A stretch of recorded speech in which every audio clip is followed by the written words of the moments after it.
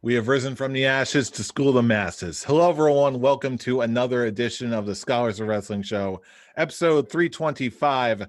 I'm your man behind a microphone, Scholar Jeff. Joining us this week is the Scholars of Wrestling World Heavyweight Champion, Scholar Charlie. Scholar Charlie, how's your evening going, sir? I'm okay. You look okay. I'm okay. I'm going to have this belt forever, I think. I hope. Whatever helps you sleep at night. Speaking of having the belt forever, also joining us this week is the Scholars of Wrestling Party Champion. You know him. You presumably love him. The one and only Mr. Scholar Tarek. Scholar Tarek, how are you doing this evening, sir? Honestly, I'm kind of distracted. I'm looking at Charlie's Scholars of Wrestling mug. I'm seeing our reflection through it. So I'm just like going, hi, me. I'm actually waving back. Yay. It's very last but certainly not least, our good man and yours, the one and only Mr. Scholar Brian. Scholar Brian, how is your evening going tonight, sir? Not bad.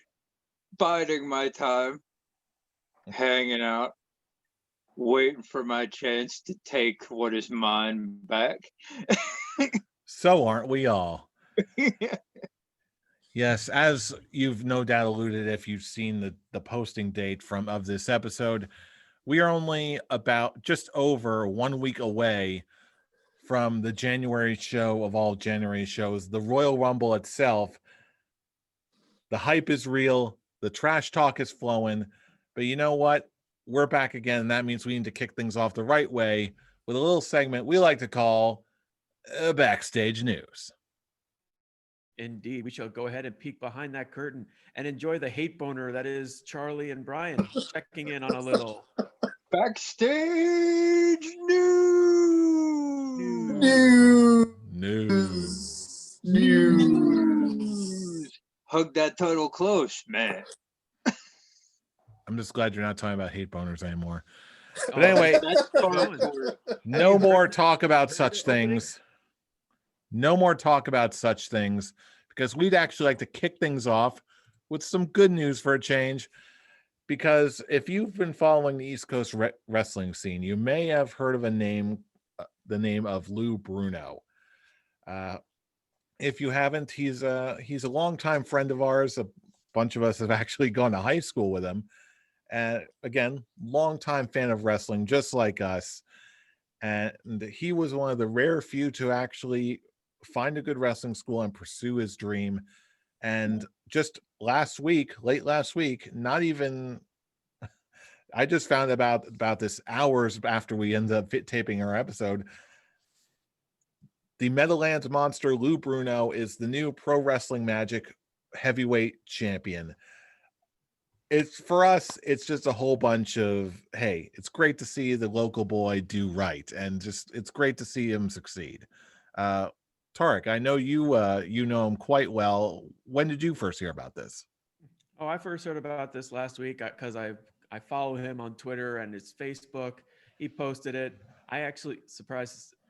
I didn't know that he lost the Dark Arts Championship, so I thought he was actually a double champion when he posted. So I'm just like, oh, nice. And then no, he wasn't. It's like, well, he still won the big belt, and I couldn't be any more happy for him.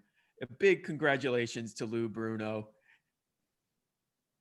Hopefully you'll hold that title as long as you held the Dark Arts Championship. You've been I didn't know how long you've been watching this. How long had he for his debut? I actually showed at the show for his debut match. He was only in a battle royal, but I was there for his debut. So are you aware of how long? It was a very fun show, very fun experience. Yeah. Are you aware of how long he was actually held the Dark Arts title? I'm actually looking that up now. He actually is the longest reigning Dark Arts champion. Now, I didn't know when he lost the belt, so I'm actually thinking of looking up how long he's had it. Well, until you do that, can't type. Charlie, Brian, have you seen or heard anything from the Meadowlands monster yet, or is this strictly between Tarek and I? It's between Tarek and you. I went to the show that Tarek was talking about. That's my only experience with him. Honestly, I keep an eye on stuff, but because I don't know the guy, like you two do, it's like I know he won the title last week, and congratulations to him. But the jubilation is between you two because you actually know the guy. So congratulations. Not only do I know the guy, I've actually wrestled on him like back in the high school days on my old trampoline, and of course we still have that infamous moment where I accidentally choke slammed him through the trampoline, collapsing it. From humble origins. We both went through memories. Of course, my family was not very happy about that because we were just really goofing around. But I think the highlight about that is that when he was hanging out with our friend Dave Castaldo, regular on our show, he actually told Dave that same story, and it just cracked me up. It's like, oh my God, not only do I think about it, he thinks about it too. And it cracks me up. So he lost the title on October 14th, 2020. And he's had the belt for the Dark Arts Championship for 543 days. And he lost it to, and he lost it to Darius Carter, right? Yep, and he lost. Yes. Well, or Darius Carter just picked it up again, didn't he? It was vacated. Oh yeah. But Darius Carter did win it, which I had to give a congratulations to Darius Carter because just when me and Charlie went to that one DC wrestling show, I think I was the only people in the crowd actually cheering for him in that fatal 4-way, pissing off the rest of that crowd. And I fondly remember that. And of course, when he won, I was like, "Yeah, good job." He's like, "Don't touch me." And I'm like, "Oh no, yeah, you're absolutely right. You're absolutely right. I shouldn't have touched you. It's because you were just too glorious." So, congratulations to Darius Carter winning the Dark Arts Championship. And he did appear on Dave's show actually this week. He did, right? Yeah, I think he did. Yes, and, he did. And he announced new rules for the Dark Arts title on Dave's show. Oh, I actually got to watch that. I got to listen. I don't know if I think it's like five 3-minute rounds with him, and if you don't beat him by the end of those 5 rounds, then he wins automatically. Huh. That is such a heel move. I love it. In any event, fantastic. Which is great. I love it. In any event, major props to Darius Carter and the Meadowlands Monster Lou Bruno for their success. We wish you all the best in whatever else you do in pro wrestling, magic, and beyond. But hopefully moving on, that belt just as long. Yes. But moving on from people you may not have heard of to names you absolutely have heard of, WWE has just recently signed 3 new female wrestlers in Lacey Ryan, who is now going by the name Zoe Stark, Elayna Black, who is now wrestling under the name Cora Jade, and in my opinion, most notably of all, one Priscilla Kelly, who is apparently wrestling under the name Gigi Dolan at this point. Immediate reactions to these 3 signings right before the women's Dusty Rhodes Tag Team Classic. It was pretty much like you knew they were going to sign new people because they needed bodies for the tournament, and when they announced the names, I was like, yeah, sounds about right. The only one that could have possibly signed somewhere else, and I wouldn't have been surprised, was Priscilla Kelly, because wasn't she married to Darby Allin for a time? Yes, she was. And it's one of the they got divorced, but they're still really good friends, or something like that, from what I've read. Like That- they actually yeah. get along better. They actually get along better now that they're not married. So it's like I wouldn't have been surprised to see her sign to AEW, but when NXT announced that they signed her, I was like, yeah, yeah, yeah.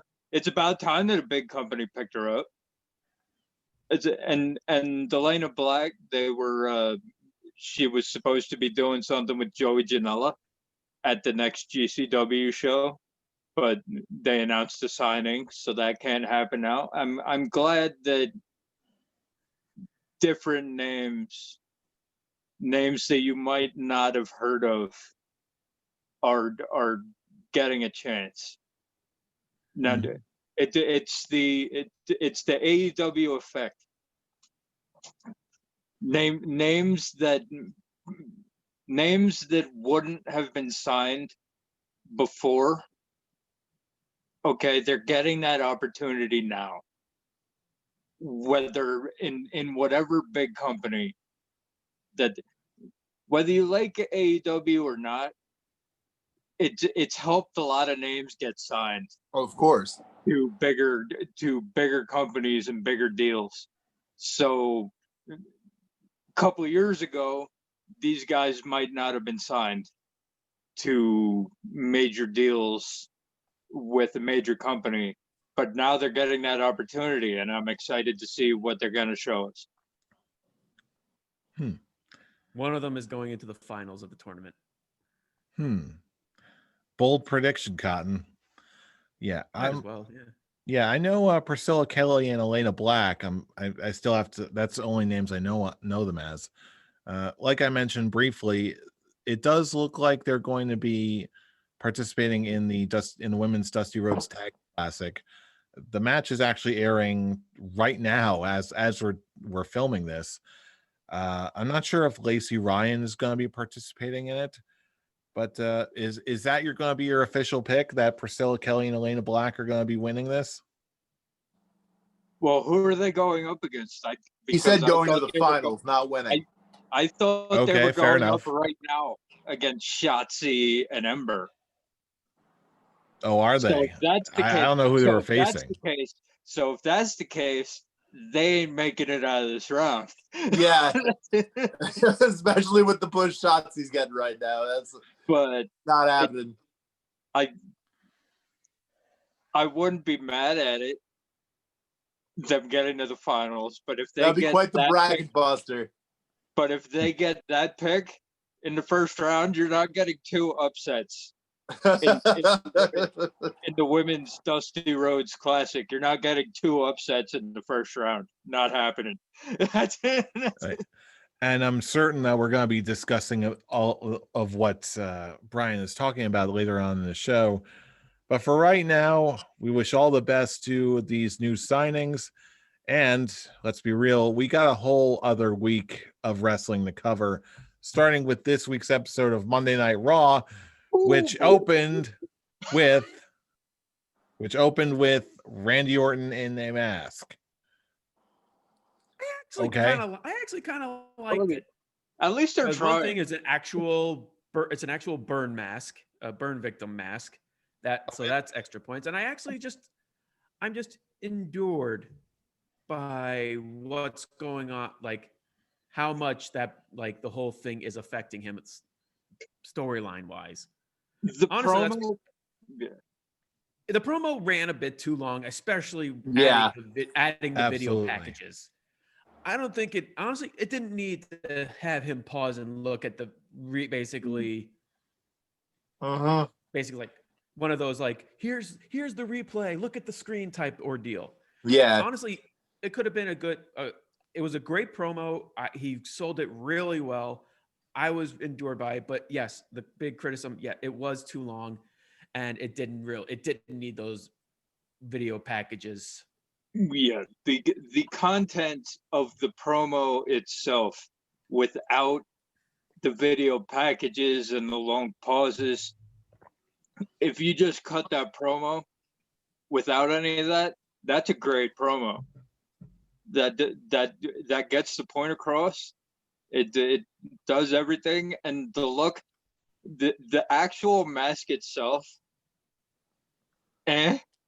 but what you could see from the skin that you could see, okay, they're playing, like, you could actually see, like, they did good prosthetic work because you could actually see burn marks More than they did with Kane. on his face through the match. Not that anyone's keeping score or anything, really. So I brought it up. I know, so sarcasm. One of those. Without the video packages and the long pauses, this was really good for what it was. But you add in all that stuff, and it brings it down.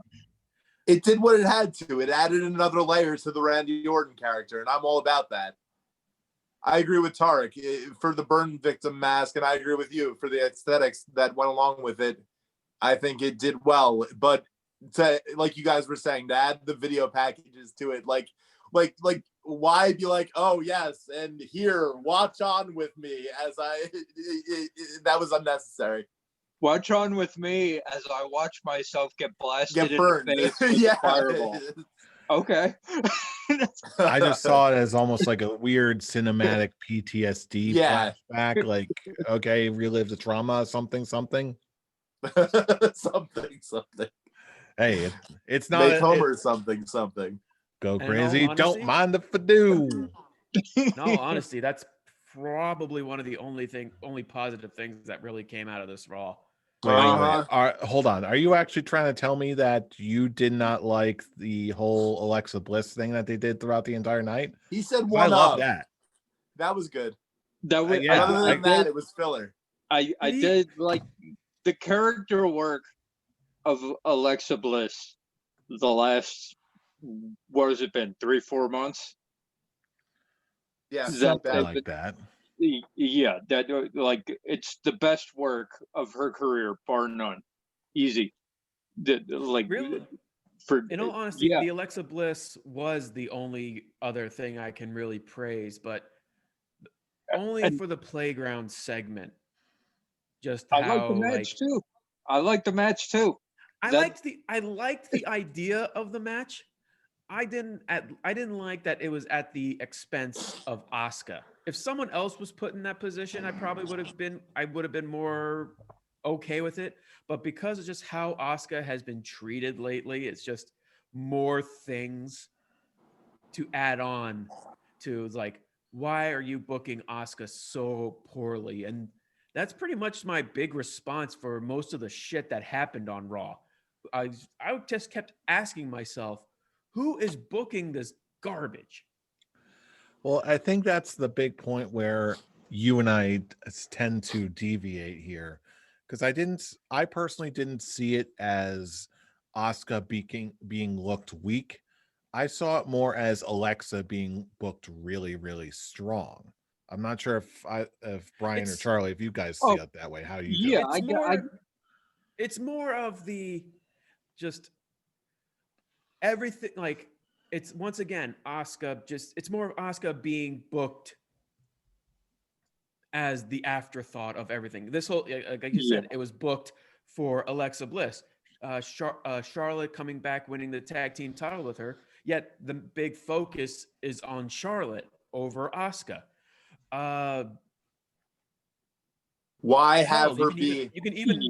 You can even add her to the Lana Nia Jax storyline that abruptly ended months ago. The whole, like, Asuka was helping Lana, but she was just the background for Lana and Nia. So I think the main question here is why have her be women's champion and women's tag team champion, and then have her be an afterthought, like Tarek was saying. Yeah, I also see that stock is being highly invested in Alexa Bliss, so I see it 360 in this, but it is a good question to wonder why Asuka's a double champion and being booked the way she is. Yeah, I understand completely where both of you are coming from, where it makes the most sense for, if you're going to book Alexa Bliss the way you're booking her, okay, it makes sense for her to take out your strongest competitor, which at this point, based on the titles that she has, okay, is Asuka. So she looks completely strong going in. The problem is, as That it's Tarek Asuka. said, as Tarek said, it's not who it is, it's how that person has been booked leading into it. Okay, if you had booked Asuka completely strong for the last 2 months, just had her bum rushing everybody, just not the, yes, she's the champion, but she's the afterthought in all of her stories and all that. So it's like, meh, whatever. But if she's the forefront and she's bum rushing through everybody and she's beating everybody handily, and then here comes Alexa Bliss in her fiend takeover hallucination stuff, Launching Alexa. The Alexa Bliss just comes in and takes her out as easily as she did, then here we go. It's awesome. But the problem is WWE style booking. Okay, you book Asuka like shit for 3 months, and then have Alexa do what she did to Asuka on Monday night, and then it's just like, okay, good for Alexa, but why? So overall, if you had to give this week's episode of Raw either a thumbs up or a thumbs down, what would, I'm guessing mostly bar middle way, because there were two I'll give a solid thumbs up. I points. liked it. I'm giving Raw a 1. I'm giving it a clean shaven. Because everything else was filler, complete filler. was just so bad. Everything I'm else looking that we at didn't is talk just about. everything I'm looking at is just, again, who is booking this? Why? Like, okay, yeah. One of my other favorite things going on on Raw, the Hurt Business. Why? I love the Hurt Business. I'm so Bobby Lashley still being booked, looking awesome. But then you have Shelton Benjamin and Cedric Alexander constantly fighting. So I'm just thinking, why are you just hinting at deception within the Hurt Business when it comes to at least Cedric Alexander in the group, they haven't been booked that long. They haven't been together that long.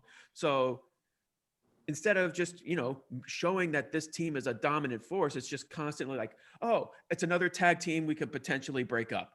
And that's WWE's thing recently, just breaking up teams. We don't want this. I like Cedric Alexander and Shelton Benjamin as tag team champions. I like the Hurt Business having all the gold. Basically, right now, I want Bobby Lashley to be moved up to the next level. I want the Hurt Business to be moved up to the next level because they could be main attraction to the show, but instead they're constantly being booked like this. Bobby Lashley not stomping on Matt Riddle's foot and Matt Riddle's selling it like, ow. And holding the wrong foot. Well, holding the wrong foot. Yeah. I noticed that too. The cameraman made it clear as day that, he didn't step on his foot. What else happened? That there was quite a number of stuff that was just. I'll just go ahead and say it, okay? Outside of those two things, I think this Raw was Bush League. Yeah, it was not. Can't win them all. I can see why it might be enjoyable to some. Okay, but just the booking choices and the mistakes and a lot of that going on this week on all shows. Just a lot of botching, a lot of mess ups, a lot of, as I said, this show, Matt Riddle holding the wrong foot that Bobby Lashley supposedly stomped on, even though everybody knows he hit the ground. Not even everyone knows. Everyone saw he hit the ground. Yeah, because the camera guy focused. As Tarek said, okay, the Hurt Business is the best thing you got going on Raw right now. Of all things, it's the best thing you've got going on right now. and Vince with his heart on for breaking up tag teams. Okay, they've been a team together for what, 3 months? All four of them Probably, yeah. together, 3 months. Probably, yeah. Yeah, and they're the best thing you got going, and already you got to break that up. I'm like, you run that shit for years, man. Before you do that, No Keith Lee, no Sheamus. The Lana Charlotte storyline is continuing to just be weird and kind of not making any sense when at least when it came to this week. Lana and Rick said that they were going to go out and distract Charlotte in her match, yet she only showed up before a commercial and then disappeared for the rest of the match just so Charlotte can win. oh, you Isn't the mean whole Lacey? point is to get in Charlotte's head? I was to gonna say prevent her from Lana winning? and Ric Flair. It's Lacey. Lacey and Ric Flair coming out to make sure Lacey's tag team partner Peyton Royce beats Charlotte, but they only showed up right before commercial break, and then they came back and they're gone. And Charlotte, all that Charlotte did was wins piss anyway. Charlotte off.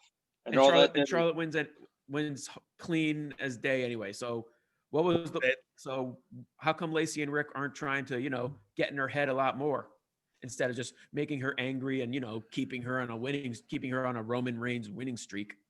Because I'm hoping that this is going to lead to a match that's going to be set on Monday leading up to the Royal Rumble. But hey, that remains to be seen. But elsewhere, I think one thing that we can all agree on that was good this week was the Wednesday night classics. I personally saw more of NXT this week. And I just took note of more of their highlights. Specifically, again, we were alluding to this earlier. We had a bit of an upset this week in the Women's Dusty Rhodes Classic. The team of Caden Carter and Casey Catanzaro defeated Tony Storm and Mercedes Martinez. I was a little surprised, but at the same time, I was actually kind of glad after I gave it a minute to think. Yeah, I'm like, let's get some new blood. It's one of the I love Tony Storm. I enjoy Me too. Mercedes. I Me enjoy three. Mercedes. I enjoy Mercedes Martinez, but it's one of those. Let's build some people up. Yeah. Let's do the thing. Okay, I even had the thought of like just looking at all the reactions here. I feel like Tony Storm and Mercedes Martinez are like Teflon at this point. Tony Storm is always going to be over. She's always going to be looking like a threat. Mercedes Martinez, again, same deal, always threatening, always over. So meanwhile, you've got Caden Carter, who needs like a little bit of something. She's got a great look. And Casey Catanzaro, I feel like she's been sort of stop-starty, but once you see her go, she's awesome. And I feel absolutely. You want your underdog finals team that we were talking about in the backstage news segment? You found them. I expect because of how this went that we're going to see Casey and Caden in the finals. Now the key thing here is it going to be Caden and Casey? Oh boy, that's not going to bite me in the butt anytime soon. Are we going to see Caden Carter and Casey Catanzaro versus Priscilla Kelly and Elayna Black? Is that going to be our final? No. As I said, you're not getting two upsets in the first round. Okay, it's their first match. They haven't spent any time in the Performance Center. So, and they're not of as much as we know the names. They're not of the name value where they'll just be bought on NXT full time without getting the WWE training bit in the Performance Center. So they'll probably be a one and done. I think they're going against Ember and Shotzi. And if that's the case, like you're saying, nope.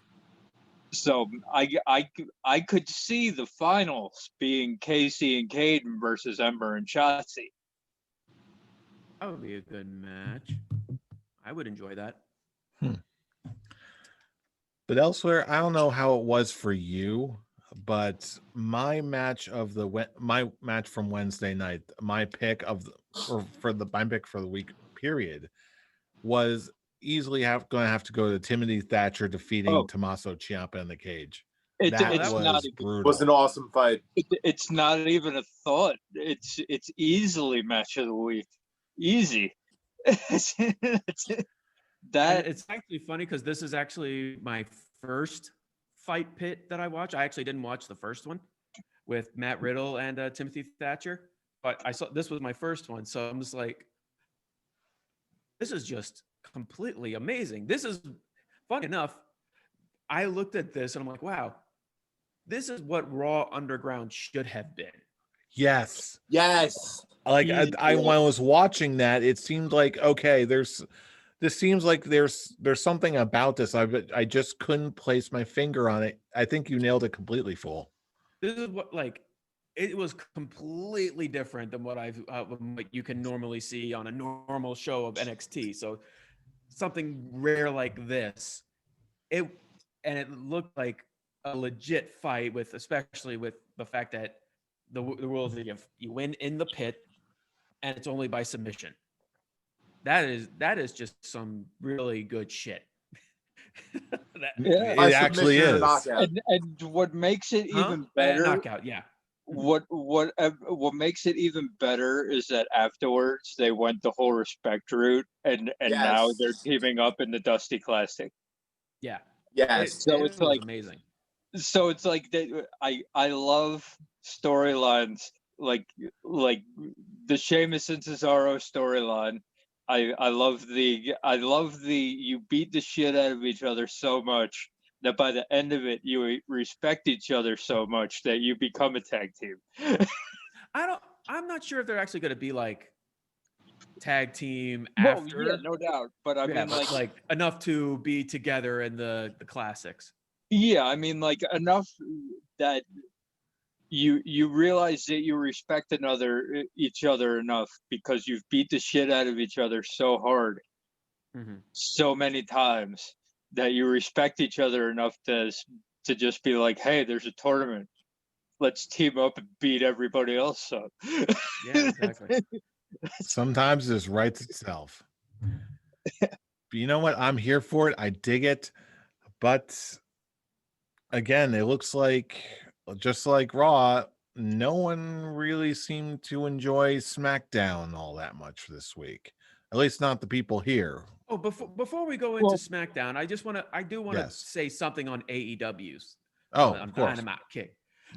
There really wasn't much that happened this week. In my personal opinion, NXT beat Dynamite Kick this week. Mm-hmm. Agreed, which is why I left it out. Yeah, My bad. But there are good things to bring up about it. Well, for me, there's only two things on the show that really like hit me as a wrestling fan, and that was the opening with the Dark Order trying to bring in Adam Page. Sad Hangman is a very good storyline. I love it. It is. It actually, I felt so bad for Hangman Page, mainly just because he's not saying no to be an asshole. He's saying no because he's been with a group and now he's been kicked out because of him. He's like, it's not. I don't want to be part of you to basically poison you guys because I look at myself as poison because of my past experiences. It's great character work. It makes me really feel for the guy, and makes me such a huge fan of this character and this wrestler. Where, like I said last week, I'm one of my big hopefuls of 2021, which we still need to hear Brian's eventually, is hopefully like he gets a big redemption and goes for the title and eventually wins it. And then the other, I don't care. I didn't care about the Cody Rhodes Shaq thing. I'm not really a big fan of Miro and breaking up the best friends. The best friends.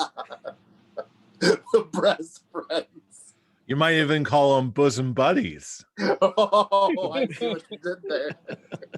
It's funny because boobs.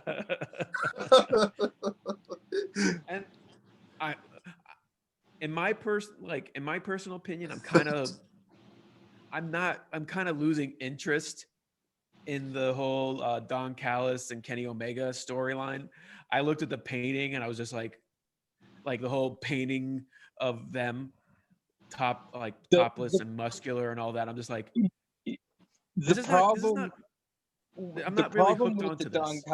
The problem with the Don Callis and the Kenny Omega storyline is that they do it over two different companies and two different shows. So if you're not paying attention to Impact, then you're not getting the full thing, and that's an issue.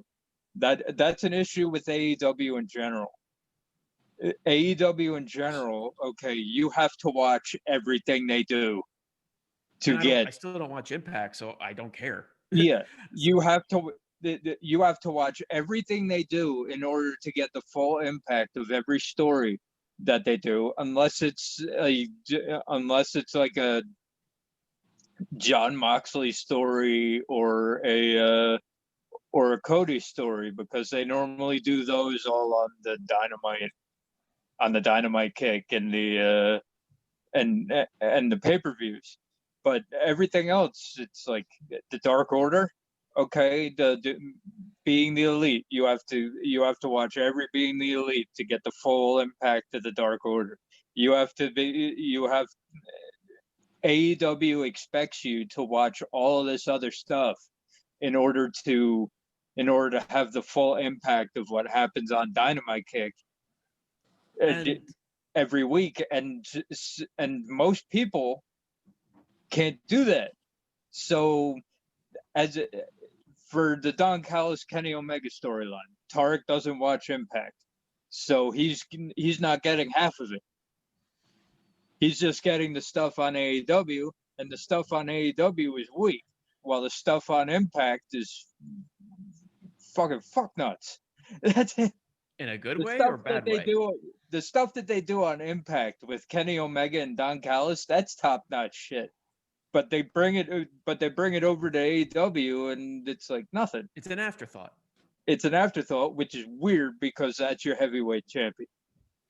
Like, yeah. One thing that I'm intrigued by is the fact that we're getting that 8-man tag next with the Young Bucks and the Good Brothers versus the Dark Order, and I'm interested in it because it also affects Hangman Page, considering it's with the Young Bucks and it's continuing on his character on being a failure to the Young Bucks in the past.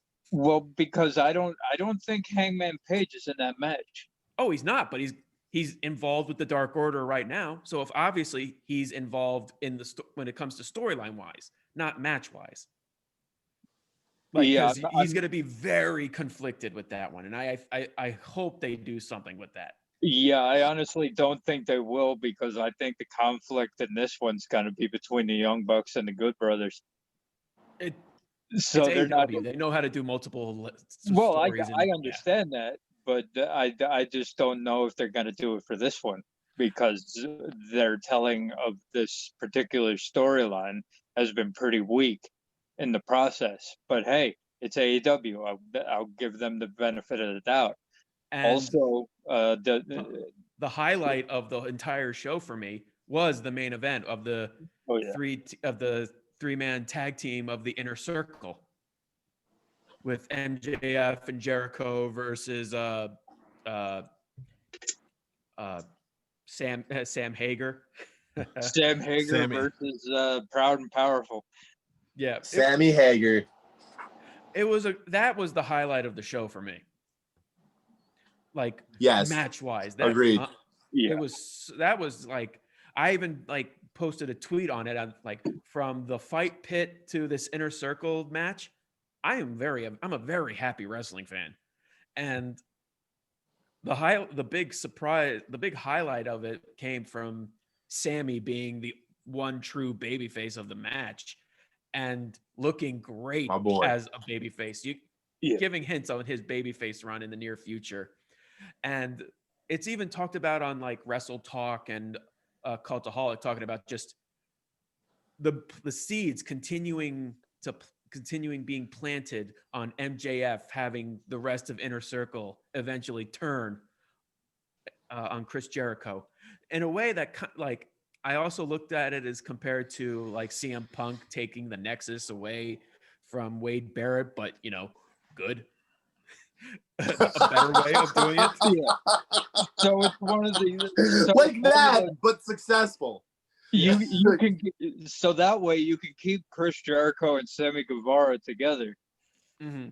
Exactly. As they're going up against their former Inner Circle cohorts, and you can have Chris Jericho teaming up with Sammy, putting Sammy further over as a babyface. Exactly. Win-win. Just seeing MJF just planting these seeds with the other members of the Inner Circle, he's just basically trying to get them on his side so he can eventually become the new leader. And honestly, it's very entertaining.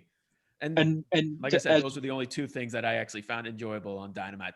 As much as I didn't enjoy the match because there were too many botches in it, I did enjoy the ending where Private Party did fully turn heel. Yes. And fully embrace the new Matt Hardy. Yeah. The man who tells the truth. Big Money Matt. Nothing but the truth. Big Money Matt. I'm like, I did like that they didn't do the thing where it's like, oh, they're reluctant partners of Big Money Matt. I'm like, no, I'm like, when they actually went full in and believed wholeheartedly in his message, I'm like, yes, okay, this is good. The match before it, meh. Dude lands on his head, forgets he's not the legal man, and there's a whole segment where Jim Ross just shits on everything. But that's just Jim Ross now. He just shits on everyone when you actually. He really does. He's quite the cynical old man these days. I love it. I love it. I love it too, but he shits on his own product, and I don't know about that. I don't know how long you can stand in a company like that. There's nothing wrong with being brutally honest. So it's just one of the depends on who you ask. So the match itself was meh, but the story work afterwards, yeah. Mm-hmm. The fallout works, but other than that, yeah, that maybe the second weakest Dynamite kick that they've ever had. Wow. The only one worse was the one with the Dark Order ending that everyone shit on. Yeah, true. It's just one of those. It didn't really do much. All right, now we can move on to SmackDown. I was going to say on that delightful 20 note. minutes later. On that delightful note, talking about a show that not too many people liked, to a show that apparently even fewer people liked. This week Great on week in SmackDown. wrestling. So in an effort to talk about something good that happened on this week, Cesaro's winning streak is continuing. Yay. And they're putting over the fact that he's beaten 2 former world champions. And it was I actually really enjoyed this match. I kept getting pissed when they started focusing on Sami Zayn those couple. I'm like, Sammy, I love you, but you're not the main focal point on this one. Go back to the awesome wrestling. And my big question is, really, people actually are not high on this SmackDown? Well, I didn't see the obstacle course and the Paul Heyman, Adam Pearce ending, but I didn't see where people aren't. I didn't think it was bad. It was just another filler show, though. The main event was Paul Heyman versus Adam Pearce, but the story surrounding it and the fallout.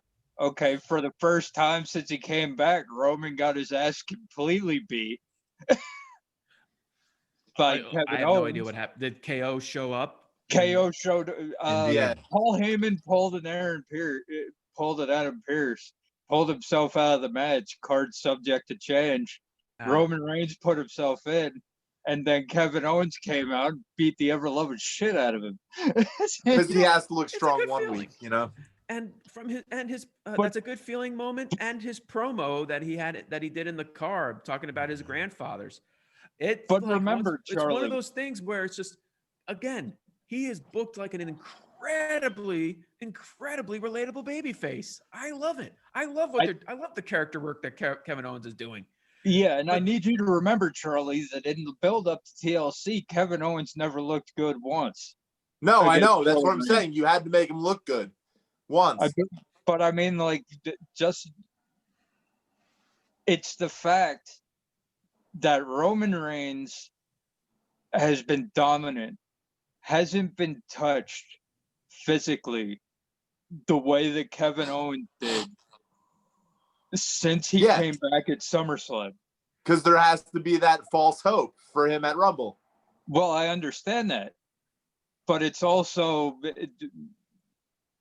everything about that was good. I don't know why people would think it's bad, but the obstacle course was fun. It was. I still need to see that one too. I didn't see the opposite, but Bianca from what Belair you guys have lifts said, up that it's Otis. actually hysterical. I'm actually Bianca Belair lifts up Otis like it's nothing. Yes. She is a dominant freaking force. Let's see what else. Yeah, I thought I would go NXT, SmackDown, AEW, Raw. Raw. It's always Look. ending is always going to be Raw because it's constantly disappointing. SmackDown wasn't horrible. I'm just hoping for a better go-home week in wrestling than Of course. what we got this week, because I'm insulted by what we got this week. SmackDown has been actually putting on pretty decent go home shows, especially compared to Raw. Yeah, Raw's just definitely. putting on sad. And I think that I don't think they needed the extra week for the Royal Rumble.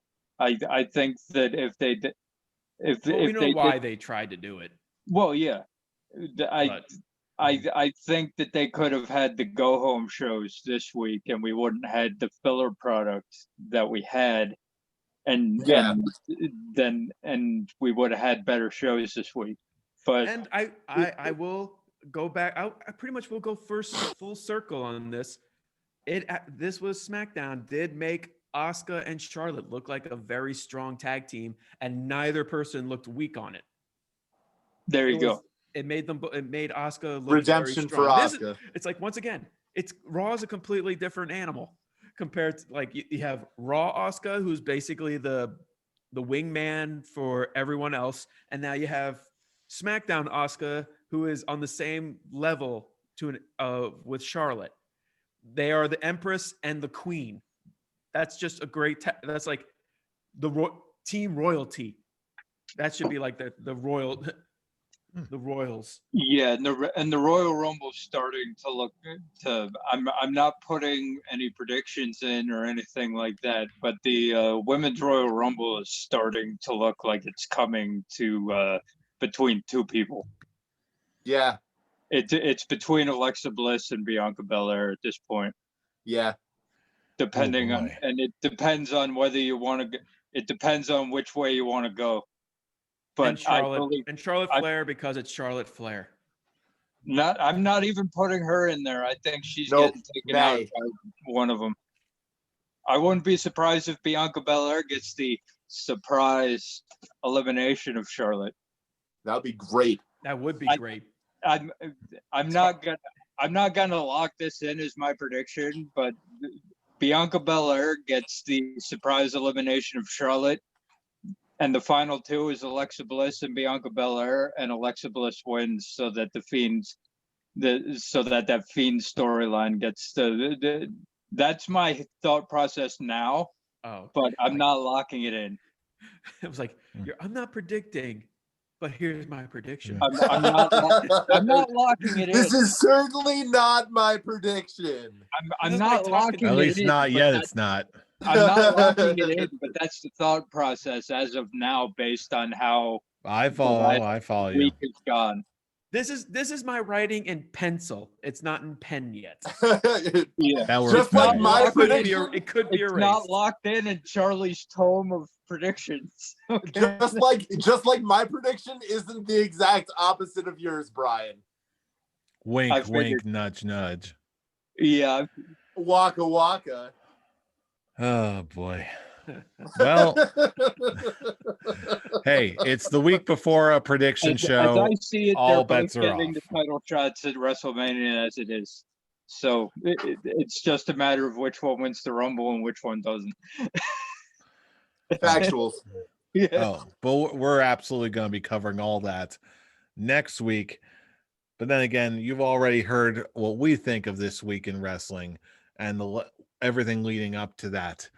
So now is a time in the show where we turn it over to you, our wrestling listening, viewing, consuming right along with us type of people audience.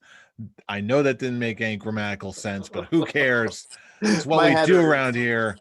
Then stop thinking and start commenting all across the internet, Facebook comments, YouTube comments, joining us in our conversations on Twitter. We want to hear from you. So you can, speaking of Twitter, you can also follow us on our main page at ScholarsOW for new episodes and content every single week. And you can also join the conversation on a personal level on our personal Twitter accounts. Fool, where can they reach you? You can reach me grabbing that wink that Cesaro did on this episode of SmackDown and just holding it right here into my heart at the Avataric. And Brian, where can they reach you? You can find me at Atomic Beamhole. Scholar Charlie, where can they reach you? At Charlene. And you can reach me at I'm Robbie Rage. Join in the conversation. We're getting down to crunch time, kids. The hype is building, and we're going to be here next week to discuss it all because you know who we are. We are the Scholars of Wrestling, and you have just been schooled. You're welcome. You're welcome. See you all See you next all week for tomorrow. Royal Rumble predictions. Time's running out, Charlie.